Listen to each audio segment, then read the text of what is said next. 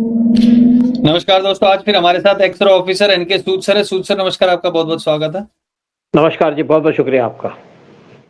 सूद sir, अभी मोहन भागवत ने एक बयान दिया है, बार बार मंदिर निकाले जा रहे थे, उसके ऊपर उन्होंने कहा है कि ऐसा नहीं करना चाहिए। एक तरीके से ऐसी स्टेटमेंट दी है जिससे हिंदुओं की भावनाएं काफी आहत हो गई हैं। कई लोगों ने तो ये भी बोल दिया कि ये भैया हिंदुओं का स्पोक्स पर्सन नहीं है मोहन भागवत की। इसने बोल दिया कि ऐसे मंदिर ना खोजे जाएं, शांति का रास्ता देखना चाहिए। तो इनकी कमेंट को जो इन्होंने किया है उसको किस तरीके से देखते हैं आप, और क्या इनके पीछे इनकी मंशा क्या है? देखिए, बहुत बार उल्टे सीधे कमेंट्स दिए हैं मोहन भागवत ने। मैंने कभी किसी पहले आरएसएस के चीफ को ऐसी बातें करते नहीं हुए देखा। वो बातें करते हैं, आप हिंदुओं की बात करो, हिंदुओं की सुरक्षा की बात करो, हिंदुओं को बढ़ाने की बात करो, हिंदुइज्म को बढ़ाने की बात करो, प्रमोट करने की बात करो। उस पर कुछ नहीं बोलेंगे। हिंदुओं को रोकने की बात करते हैं। अब कुछ लोग तो ये कहते हैं कि मोहन भागवत जिस टाइप की स्टेटमेंट देते हैं, इनको तो कलमा पढ़ लेना चाहिए, मुसलमान बन जाइए, पीछा छोड़े हमारा, उम्र हो गई है ज्यादा।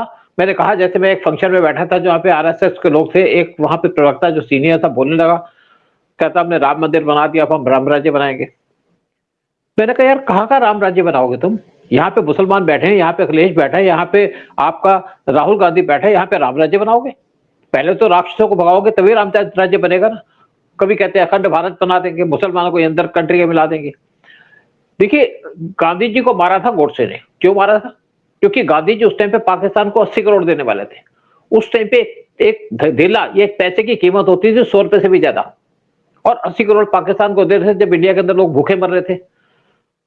सोमनाथ मंदिर बनाने नहीं बनाओगे आप, उस पर रोक लगा रहे थे गांधी, नेहरू भी ये काम कर रहे थे।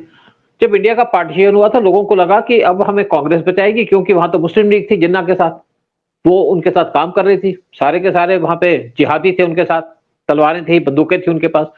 लेकिन कांग्रेस ने हिंदुओं को बचाया नहीं, कोई काम नहीं किया। जब ट्रेन काट के आने लगी वहां से, पाकिस्तान से इंडिया के अंदर, तो लोग देख रहे थे कि गवर्नमेंट कुछ करे। गवर्नमेंट ने कहा ही नहीं कुछ। गवर्नमेंट कहती हम कुछ नहीं करेंगे। फिर कुछ लोगों ने इकट्ठा होकर के, कुछ सिखों ने और कुछ उस टाइम के आरएसएस के लोगों ने इकट्ठा होकर के ट्रेन काट के भेजी पाकिस्तान के अंदर। तब वहां पे काट पाट खत्म हुई। अब यहाँ पे मंदिर खोदे जा रहे हैं, पुराने मंदिर हैं, किसी ने उसके ऊपर घर बना लिया, किसने कुछ कर लिया, इस पे भी उनको दिक्कत है। ये क्या बात करना चाहते हैं, समझ ही नहीं आता किसी को। ये क्या हमारी रक्षा करेंगे? ये कंप्रोमाइज कर देंगे मुस्लिम से। एक्चुअली मुझे लगता है कि मोहन भागवत अब सोच रहे हैं कि इलेक्शन लड़ने, और इलेक्शन लड़ने पे इनको मुस्लिम की वोटें चाहिए होंगी, इसलिए आज के लिए मुस्लिम की सपोर्ट कर रहे हैं। इनकी माइनॉरिटी सेल का एक आदमी था, मुझे मिला था, कोई मुस्लिम था, नेचुरली बात है, माइनॉरिटी सेल मुस्लिम है। किसी फंक्शन में मिला, सिर्फ दिल्ली के अंदर बात करता ना, कोई लोग तो कुछ जानते हैं मुझे भी, मैं जैसे अपना टीवी वगैरह में आता हूँ या अपने वीडियोस बनाता हूँ, तो बातें करते करते बड़ी अच्छी अच्छी बातें की, मीठी तो बड़ी बातें करते हैं ना मुसलमान, मीठी बातें करते हैं। और फिर एक दो बार बात हुई तो उसके बाद मोदी को उल्टी सीधी बातें बोलने लगे, मोदी की ये पॉलिसी खराब है, वो पॉलिसी खराब है। मैंने कहा तुम्हें से क्या लेना? मोदी ने एक्चुअली क्या था कि फॉरेन के अंदर किसी जो लोग पैसे मार के चले गए, तो उसके लिए मोदी ने विमान भेजा, सीबीआई के लोग भेजे। उसने कहता है इसने वहां पे विमान क्यों भेजा? मैंने कहा तुम्हारे कश्मीर के अंदर बहुत बड़ा ब्रिज बन रहा है, कई हजार करोड़ का ब्रिज बन रहा है, उस पर रेल चलेगी, तुम 1 करोड़ 2 करोड़ की बात करते हो। तो ये जो मुस्लिम बैठे हैं, ये आरएसएस के अंदर घुसे हुए हैं, और ये बहुत भागवत का दिमाग खराब करते हैं। एक्चुअली अगर आपका दिमाग अच्छा हो तो आप ऐसी बात ही ना करो। अब इनको मंदिर के खोदने में दिक्कत है कि वहां पे, जैसे आप देखिए संभल के अंदर जगह जगह मंदिर मिल रहे हैं, खोदा जा रहा है, उसमें दिक्कत आ रही है इनको। और आप मजे की बात देखो कि इनकी जो स्टेटमेंट है, इसके ऊपर जो दरगाह के, जो अजमेर की दरगाह के लोग हैं, उन्होंने इनको बहुत ज्यादा प्रेस किया। मुसलमान तो ऐसे ही करते हैं, प्रेस कर देते हैं तो आप खुश हो अच्छा, जाते हैं कि पहले भी मैं बहुत सोचिए बड़ी बात। इनके ऐसे कुछ बयान आए थे जब चुनाव से पहले भी कुछ बातें थी, लेकिन फिर उन्होंने क्या किया, महाराष्ट्र के चुनाव से पहले इन्होंने बोल दिया था कि सब हिंदू मिलकर रहो, क्योंकि जब इनके हाँ, अस्तित्व पे खतरा आ गया था। क्यों? क्योंकि एक जो वहां पर लीग है, मुस्लिम लीग महाराष्ट्र में, उन्होंने बोल दिया था कि 17 मांगे हमारी, उसमें आरएसएस पर बैन लगाना भी उसमें से एक था। और उसको उद्धव ठाकरे, शरद पवार के गुट ने उसको एक्सेप्ट कर लिया था कि हम ये 17 मांगे मानेंगे। तब इनका बिल्कुल जड़ हिल गई थी एक तरीके से। अगर ऐसा हो गया तो इन्होंने बहुत अच्छे से हरियाणा में और महाराष्ट्र में काम भी किया था। लेकिन अब ये इस तरीके की स्टेटमेंट फिर से देख रहे, क्या फिर ये सिर्फ वो महाराष्ट्र जीतने तक था, या फिर अब दिल्ली में भी कुछ ये करेंगे? ये मतलब इनकी मंशा क्या नजर आ रही है पीछे, मुझे समझ नहीं आ रहा। देखिए मंशा क्या है कि ये सोचते हैं जो मैं काम करूं वो ठीक है, आप तो कुछ करते नहीं है। आपने देखा कोई आरएसएस की तरफ से, इनके तरफ से ऐसा बयान आया जो देश के सपोर्ट के अंदर? राम मंदिर बनाया किसने? बीजेपी ने बनाया। लेकिन पीएम मोदी इनको वहां ले गए, आगे ले गए। यहाँ पे पूरी जब प्राण प्रतिष्ठा हो रही थी तो उनको मंदिर के अंदर बिठा दिया, किसी और को नहीं बिठाया, ताकि इनको समझाया जाए, कि ताकि इनको समझ आ जाए कि भाई मेरे को क्रेडिट दिया मोदी ने। उसके बाद भी इन्होंने पीएम मोदी को टारगेट किया। यूपी के इलेक्शन में इन्होंने आरएसएस को मोदी के साथ काम नहीं करने दिया, या वहां पे आपके योगी साहब के साथ काम नहीं करने दिया। तो ये बेसिकली इनकी बहुत ज्यादा डिमांड्स है। लगता है कि मोदी ने इनको कुछ पैसे दे दिए होंगे आरएसएस चलाने पे, इनका भवन भी बन गया दिल्ली के अंदर, और अब वो मिल गए तो अब फिर ये दोबारा ऐसे शोर मचाने लग गए। लेकिन मुझे समझ नहीं आता कि ये मोहन भागवत चाहते क्या हैं। आपकी उम्र हो गई है मोहन भागवत साहब, जाओ घर बैठ जाओ, लोगों को आराम करने दो, लोगों को कुछ काम करने दो। हिंदुओं पे खतरा कोई खत्म नहीं हुआ, पीएफआई अभी खत्म नहीं हुई। पाकिस्तान के ऊपर बहुत कुछ हो रहा है, पाकिस्तान की तरफ से इंडिया के खिलाफ। और दूसरी तरफ आप देखिए यहाँ पे भी बहुत कुछ चल रहा है। यहाँ पे जो आप बांग्लादेश बैठा है वहां पे कितने हिंदू अच्छा में सर, मारा एक जा रहा है। चीज, अभी मंदिर की बात कर रहे हैं, जब इन्होंने ये बोला ही है, तो जो एक्ट है, सुप्रीम कोर्ट ने बोला था कि किसी भी धार्मिक स्थल की पोजीशन चेंज नहीं होगी, तो वो तो हो ही नहीं सकती है। तो फिर ये जो सर्वे कराए जा रहे हैं, ये सारी चीजें हो रही हैं, इनसे क्या हासिल होगा? I am being devil advocate, लेकिन मैं ये जानना चाहता हूं कि इससे होगा क्या। तो अगर हम ये अपेक्षा कर रहे हैं कि भैया तुम अपने आप छोड़ दो, वो तो होने से रहा, वो लोग छोड़ेंगे नहीं, बिल्कुल। तो फिर क्या निकलेगा इससे? देखिए वो एक्ट के अंदर बहुत सी चीजें हैं, एक्ट के अंदर कुछ स्पेसिफिक चीजें मेंशन की गई हैं, और उन्होंने सुप्रीम कोर्ट में रोका तो नहीं ना कि आप सर्वे करो। पहली बात, सच्चाई तो सामने आने दो। पहले लोग कहते थे कि आप राम मंदिर, यहाँ पे जो अयोध्या के अंदर आप राम मंदिर नहीं बना सकते, बना लिया ना। आर्टिकल 370 नहीं हटा सकते। देखो लॉ के अंदर बहुत से लूपहोल्स होते हैं, जजमेंट के अंदर भी कुछ लूपहोल छोड़े जाते हैं, जानबूझ के छोड़े जाते हैं। और मंदिर बन ही रहे हैं, मस्जिदें टूटेंगी क्योंकि टूटनी भी चाहिए मंदिर। देखो ये बेसिकली क्या है कि कई जगह तो एक्ट की बात है, और कई जगह क्या है कि कहीं पे मंदिर मिले हैं, और मंदिर पे कोई मस्जिद नहीं बनी हुई, लेकिन मंदिर के ऊपर घर बना दिए गए, अंडरग्राउंड बना दिया गया, मंदिर को नीचे लग दिया गया। तो उसको निकालने में क्या दिक्कत है? मोहन भागवत को दिक्कत हो रही है कि इनको क्रेडिट नहीं मिल रहा। ये हर एक चीज का क्रेडिट लेना चाहते हैं खुद, आप नहीं कुछ करेंगे। जो संभल में मिला है बेसिकली सर्वे को सुप्रीम कोर्ट ने रोका थोड़ी है। उसने कहा जो सर्वे की रिपोर्ट आप पहले हाईकोर्ट को दिखाओ, जो हाईकोर्ट करेगा उसके बाद आप आगे बात करना।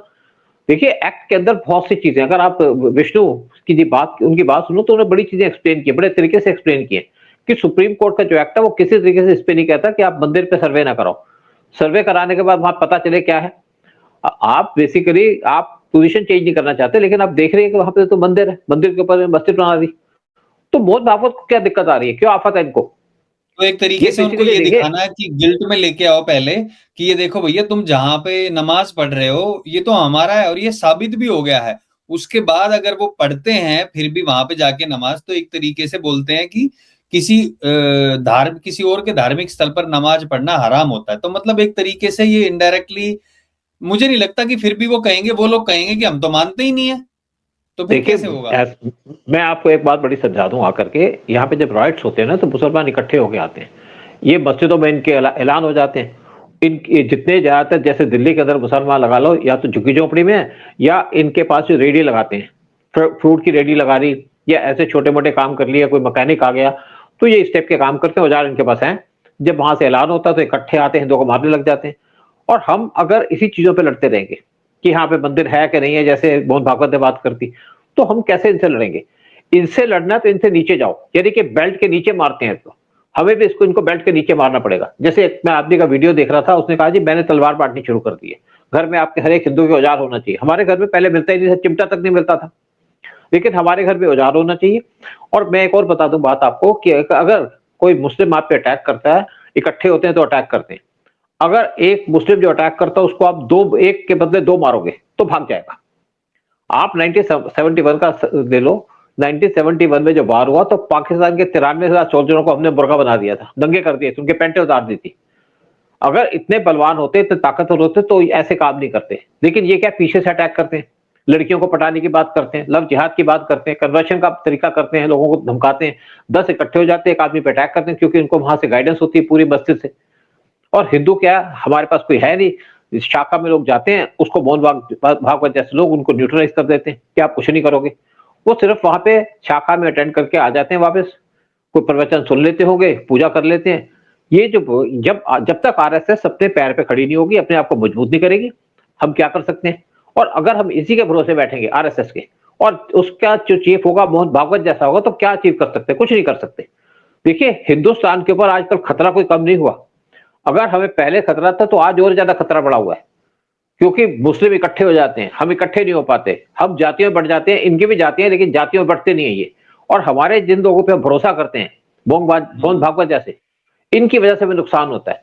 पहले जैसे आप गांधी नेहरू की बात कर लो, गांधी नेहरू ने कभी हिंदुओं को सपोर्ट ही नहीं किया। आज इसकी बात कर लो, आप अखिलेश अच्छा, यादव की एक चीज बात कर लो। आपने और कही सोच सर कि ये चुनाव लड़ने का सोच रहे हैं, तो इनके जो मेन एजेंडे थे वो था 370 हटाना आरएसएस का, और एक था राम राम मंदिर मंदिर बनाना। बनाना। वो दो मेन थे। अब वो पूरे हो गए हैं, तो इनके पास अब कोई टारगेट नहीं बचा है कि हमें आगे क्या काम करना है। तो आप नहीं कह रहे हैं नहीं, कि ये शायद पार्टी बना सकते हैं। ये अखंड भारत बनाना चाहते हैं। देखो, अब जब इन्होंने स्टेटमेंट दिए ना, तो इनको दरगाह, नहीं जो नहीं, आपके आप मेरे अजमेर की दरगाह है, चुनाव लड़ने का प्लान तो नहीं कर रहे हैं, ये मैं ये पूछ रहा हूँ। ऐसे ही लगता है, ऐसे ही लगता है। और क्या चक्कर है? क्यों मुस्लिम के अपीसमेंट करना चाहते हैं? देखो, हिंदू इनकी रेस्पेक्ट करते हैं, लेकिन कुछ लोग ऐसे हैं जिनको इज्जत नहीं चाहिए होती। इनको आज लोग आप बात करते थे, लोग तू बात करेंगे। मोहन भागवत तू कहां जा रहा है? मोहन भागवत तू क्या कर रहा है? ये यही डिजर्व करते हैं। आप हिंदुओं की आस्था पे क्यों अटैक करते हो?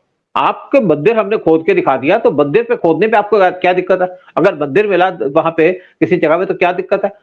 अजमेर की दरगाह के ऊपर भी अगर किसी केस फाइल कर दिया तो क्या प्रॉब्लम है? अगर देखो, अगर अजमेर की दरगाह मंदिर पे ना बनी होती, तो अजमेर के जो वहां पे शरीफ हैं जो उसको कंट्रोल करते हैं, उनको क्या प्रॉब्लम थी? वो क्यों मोहन भागवत को प्रेस करने लगे हुए?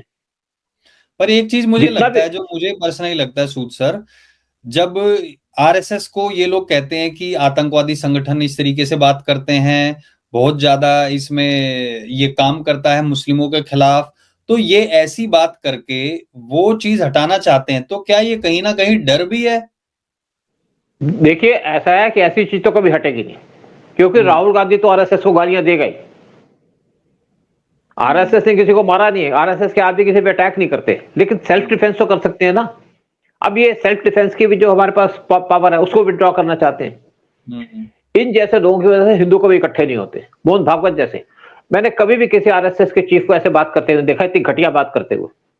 क्योंकि देखिए, अब ये आरएसएस के चीफ बन गए, जगह तो छोड़ेंगे नहीं। अब गवर्नमेंट इनका ये भी नहीं कर सकते कितने पैसे इनके पास, क्या कुछ काम कर रहे हैं, कोई धंधा तो होगा कुछ। अगर राहुल गांधी आज कोई कमाई नहीं करता, तो उसके साथ प्रॉपर्टी तो बहुत सारी होगी, इनके पास भी बहुत कुछ होगा। एक्चुअली क्या है कि ये मुस्लिम अपीसमेंट में लगे हुए आजकल, और ये अपनी पार्टी, अपने लोगों को धोखा दे रहे हैं, हिंदुओं को धोखा दे रहे हैं, क्योंकि इनके पास बहुत बड़ी ऑर्गेनाइजेशन बैठी है। हिंदुओं की कोई ढंग की ऑर्गेनाइजेशन है नहीं जो इकट्ठा काम करे पूरे ऑल ओवर इंडिया। इनका कोई कंट्रीब्यूशन नहीं आरएसएस को खड़ा करने के ऊपर।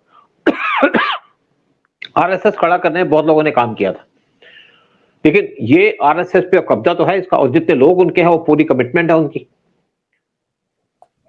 लेकिन बार बार ऐसे स्टेटमेंट देके क्या प्रूव करना चाहते हैं, इनको शायद खुद भी नहीं पता। कुल मिला के लोग इनको इससे नाखुश हैं कि इस तरीके की स्टेटमेंट क्यों दे रहे हैं, जहां पर अपने आप मंदिर निकल रहे हैं, वहां पर या तो आप कुछ बोल लेना, और अगर बोले तो इस तरीके से बोले जो हिंदुओं की भावनाओं के खिलाफ ना हो। लेकिन इनके देखो, पिछले कुछ हाँ, बयानों में यही झलकता है। हाँ जी। देखो, एक जब बिहार में इलेक्शन हुए थे लास्ट टाइम में, तो उस इलेक्शन में इन्होंने एससी एसटी के बारे में कुछ स्टेटमेंट दे दी, जिससे बीजेपी को नुकसान हुआ। कि इनकी, क्योंकि ऑर्गेनाइजेशन है तो सारा का सारा बीजेपी के साथ किया जाता है, तो बीजेपी को नुकसान हुआ। अब अगर बांग्लादेश में कोई बात है, तो छोटी सी कमेंट देकर के बैठ गया, जाओ बांग्लादेश के अंदर करो वहां पे कुछ बात, हिंदुओं पे कैसे कत्लेआम किया जा रहा है। तुम अगर हिंदुओं की बात करते हो तो हिंदुओं की बात करो, हिंदुओं को रोको मत। हम क्या किसी के घर में जाकर के मार रहे हैं? पत्थर कौन मार? देखो, ऐसा है कि हम मंदिर खोदना बंद कर देते हैं, लेकिन मुसलमान जो हमारे मंदिरों पे कब्जा किया छोड़ दें, हमारी यात्रा पे अटैक करना बंद कर दें। देखिए, मुसलमान कोई बाज नहीं आएगा। हमने कितना काम किया बांग्लादेश के लिए, लिबरेशन कराई बांग्लादेश के 71 के अंदर। जिस आदमी ने लिबरेशन कराई, उसी को जिहादियों ने मार दिया, शेख मुजीबुर रहमान को मार दिया।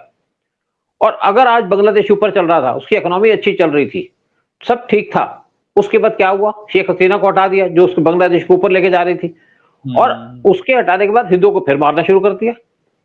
मतलब जिहादी तो कभी सुधरेगा ही नहीं, आप जितना भी कर लो।